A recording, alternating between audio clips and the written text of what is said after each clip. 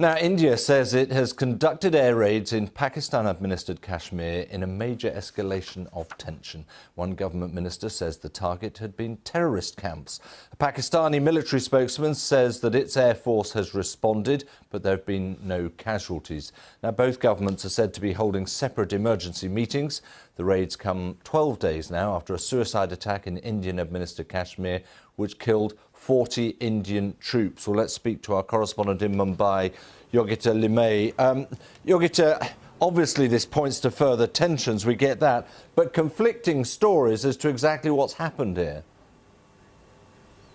That's right. In the past hour, we've had the Indian Foreign Secretary come out and give a statement, and he says that these airstrikes were specifically targeted at training camps of the militant group Jaish-e-Mohammed. This is the outfit that claimed responsibility for the February 14th attack in Indian-administered Kashmir that killed 40 soldiers. What the Indian Foreign Secretary is saying that it was only the camps of this particular group that were specifically targeted, and that the selection of the targets was done in a way that it avoided civilian casualties.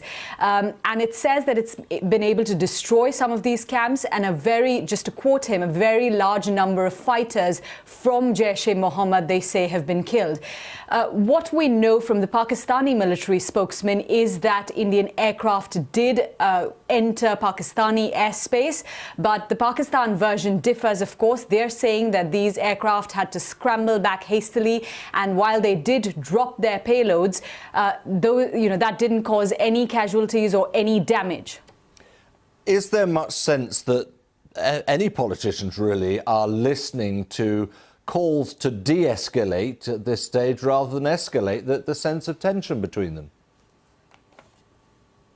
Well, at the moment, it's important to, remember the context in which all of this is happening. In the next 2 months, we're going to have an election in India. When you've had such a big attack against your military, 40 soldiers dying, it was the worst attack in Indian-administered Kashmir in 30 years, pretty much since the start of the armed insurgency in that region.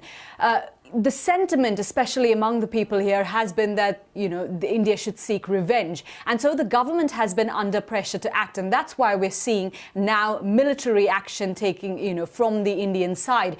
We've seen sort of Indian aircraft going into Pakistan-controlled territory earlier. 2 years ago, India claims it conducted targeted strikes in the territory. But this, sort of with airstrikes, at that time it was ground strikes. With airstrikes, it does seem to be much larger. We've already heard Pakistan Prime Minister Imran Khan saying just a few days ago that if his country was targeted, he would be forced to retaliate. We'll have to see what comes from those security meetings being held in both countries at the moment. OK, Yogita, thanks very much indeed. Bring us right up to date there.